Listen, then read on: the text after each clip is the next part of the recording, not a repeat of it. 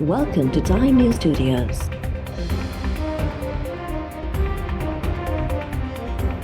You are watching 11 AM Bulletin.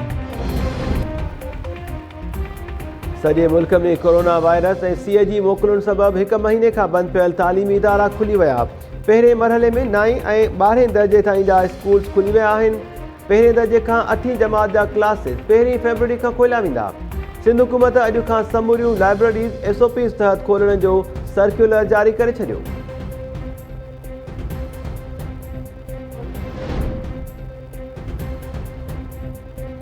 Peoples Party MPA Ali Madan Shah जे लाॾाणे सबबि ख़ाली थियल PS 52 उमरकोट ते नंढी चूंड लाइ पोलिंग जारी। पीपल्स पार्टी उम्मीदवार सैयद अमीर अली शाह ऐं अॻूणे वॾे वज़ीर अरबाब गुलाम रहीम विच में सख़्तु मुक़ाबिलो।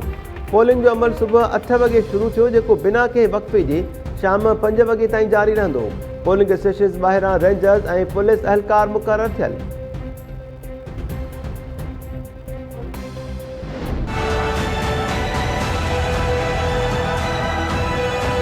हर दुकानदार आर्मी वेंदी या रिपोर्ट अञा ॿीहर कराईंदासीं। थी थो सघे मथां कोई हिन में चकर थी वियो हुजे।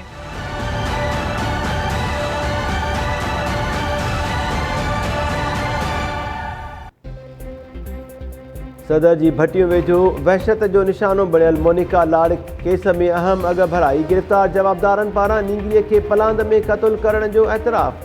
पुलिस मूजिबि गिरफ़्तार जवाबदारनि अब्दुल्ला ऐं सलीम लाड़ ॾोह जो एतराफ़ करे वरितो आहे। जवाबदारनि जो चवणु आहे त मोनिका केस जे फरियादी ख़ादिम कुझु महीना अॻु संदनि भेण खे कार इल्ज़ाम में क़तल कयो हो।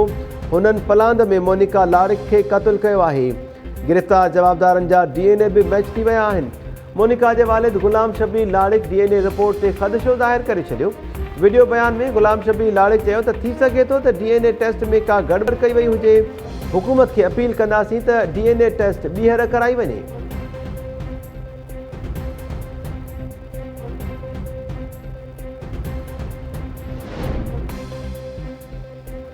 ऐं कंबर वेझो पुराणे तकरार तां हथियारबंदनि फायरिंग करे 8 ॿारनि जे पीउ खे क़तल करे छॾियो। हिकु ॼणो ज़ख़्मी।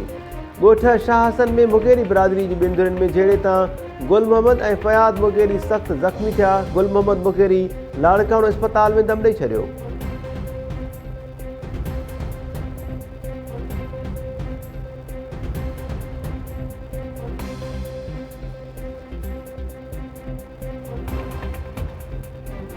अस्सलाम वालेकुम नाज़रीन, टाइम न्यूज़ में अवांखे भली ख़ार चऊं था। मां आहियां महताब अली नूर।